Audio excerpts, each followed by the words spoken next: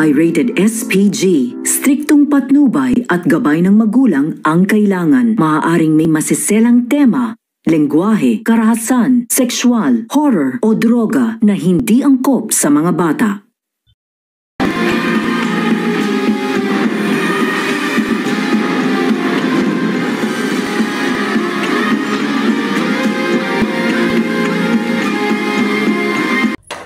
Ako si Ordua, prinsesa ng Tawalisi. Hindi ako sinilang upang maging isang matatakutin, kundi maging isang mandirigma.